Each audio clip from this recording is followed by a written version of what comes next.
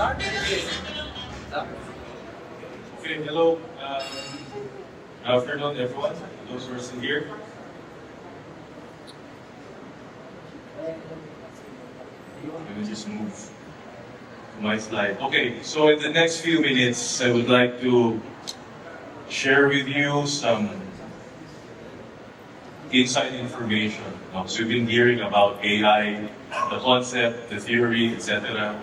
Been hearing about AI tools, AI workflows, even AI agents earlier. Right now, I would like to invite everyone and take you into the world of solutions architecture. My world, our world, being the principal solutions architect for Security Bank. So in the next few minutes, I'll share with you 8 use cases that we use AI for. So it's not really a very pervasive implementation. No? You don't really hear about AI use within architecture, solutions architecture. So that's what I will be sharing with you. So I hope if there are solutions architects here in the audience, you may learn 1 or 2 things from this. Or if not, if you have solutions architecture teams or departments within your companies, then you might have a couple of things that you learned this afternoon. Okay, so first question, why does all this matter? In the beginning of the life cycle of things, especially within my space in IT, you draw things up first.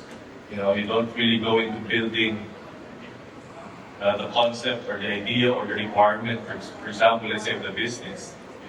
You need people to sit down, analyze the business requirements, the value of it, and then draw on an IT perspective how it will be done, how it will be designed, etc. So that's the work of the architects. So that's the beginning. One of the beginning or the primary parts of really building IT systems that's really robust and really ready, especially now in our AI era. So first use case that I would like to share with you. So bear with me if this gets too technical. First case, first step, again, we're in a journey this afternoon. Requirements gathering, analyzing the requirements. My team and also in the other teams within solution architecture space, it's beginning to have a use AI in this space. NLPs, your basic AI tools can be used to generate insights or even determine the requirements. So that's the foundation, right? The solution on top of the requirements. You may have business requirement, you may have a technical requirement. So in the screen, you'll see functional requirements, non-functional requirements, and patterns across those two. So you can use AI to determine what's really the requirement here. We work with BAs, business analysts, we work with business analysts, all the BUs themselves, but we can use AI in space to really determine what's the need, translate that into more technical perspective now for their architects to use. So just basic examples would be GPTs or just text-based models to really summarize requirements for you and even give you insights of what patterns you can use. Again, there's always that validation step to this, but in terms of gathering and the requirements, incitation of what's required, AI is being used right now on the ground as we build the foundation for architecture. That's the first. Second, when you get now the requirement, you may have an internal dev team, internal build team, but sometimes you need to go out in the market and really partner up with vendors, tech partners to provide what's needed in terms of capabilities. So you can also use AI tools, specifically deep research. So we have a couple in the market. OpenAI has one, Google, Perplexity. They have deep research tools. They have actually embedded AI agents there designed for research. And you can make use of those agents to, with proper prompting and context, to really research the market, who's the best partner for you. We can even prompt, and that's what we do also in our team, because we're also the ones determining the proper vendor for technology. we can use AI agents through these commercially available tools to determine now who's the best partner for you. What we do is we train kind of the AI what we need by the first step that we had earlier about the requirements, what we need. And then now go to the market, scour the internet, then I'm gonna give the AI agent maybe 10, 15 minutes to really think, because that's what happens when you click on the deep think or deep research capability. It will go to the internet, web search, etc., and find the best one for you. And then you can also prompt it to determine which vendor is strong in certain areas, which ones are weak, are there contingencies, and what's the actual recommendation. So that's big input for us. Before this AI thing even happened, it's just us manually. Us manually going to the market, our manual network from our previous experiences, etc. And then we come up with our shortlist. Now we have this automated through this deep research AI agents available for us. So that's the second one in terms of the use of the ground. Another would be in our world again, design pattern recommendations. Before it's only just humans brainstorming, pressure testing, what's the best design pattern to follow for this department. Now, we can have this kind of like a consultant on the side telling us what's the best architecture pattern for this. Is there a pattern even in the market that we can adapt? Or do we have to really need to create one? So there are tools available in the market that we can use to really have that extended capability, not on the decision-making side, but more on pressure testing the idea, pressure testing which design pattern is best for this particular requirement. So I hope, it's one learning also that we use in the future. So that's number 3. Another, now that we have the requirement, we know which partner to partner with, and then we kind of know what patterns we use in terms of drawing up the architecture. By the way, when you say architecture, that's a bunch of systems, boxes and lines, interconnected with each other. Now, how do we simulate now the non-functional aspect of it? Because we're done with the functionals. Non-functionals include volume, volumetrics, performance, ATS, etc. So we can also make use of AI models, typically Gen AI models, to really simulate load. You can prompt it by an input of the non-functional requirements and load, break. Or you have a very strong architecture, won't break, you're on the breathe, proceed with this. Again, that's additional information. You still have the final decision to this, but that's a very intelligent way to really methodologically going through the basis of building the architecture. So simulation, impact forecasting. Because before we leave this, we cannot really simulate production, right? Because we all want. So we have this now tool that we can use to really kind of have that very small simulation experience before we even buy it or before we even build it. Okay, now it's there. Now we need to build the actual documents to house the architecture diagrams, the supporting artifacts and files around the architecture, really have this really vetted and pressure tested architecture before we even finalize it. Now we have these AI tools now you can use to generate diagrams essentially. So the lower part you can see a diagram as a code. So it's a concept that we use, an actual technology that we use. We use AI tools to generate the diagrams for us through code. So we prompt it with all the inputs that we have earlier. You can start with the requirement, business requirement, technical requirement. You can even input the result of the simulation. You can input also the pattern that you will be using. And then in this point in time, you will now ask it to generate the version 0.1, so to speak, of the architecture diagram. So the AI tool produce to you a complicated code that translates into diagram, which you can now input into the usual diagramming tools like Drive-O, Lucidchart. So if you haven't tried that, it's fun to try. Not only for diagrams, also flowcharts, you use diagrams, you can make use of AI to generate that diagram through code. then you just have to upload that code into a rendering tool like you see there. Okay. So now going into the side of security and compliance, now you have this first version of architecture. Keeps on getting tested, right, before we finalize that. We can also use this in our case. We also use this for compliance gaps. Because these are like the more intricate parts of it. Now you have the systems, now you have the patterns, integration, etc. All those things. But now on the compliance side, before we really finalize this, we have the technical, now more on the compliance side. We can test it out if it's really compliance, compliant to our rulings and governance, right? You can prompt AI, or you can even have a small training data set for your AI if you have specific compliance or governance items you need it. You need the AI or you need your architecture to comply with. You know, so you can also use that before your final approval, before your final sign off. So we call it scanner.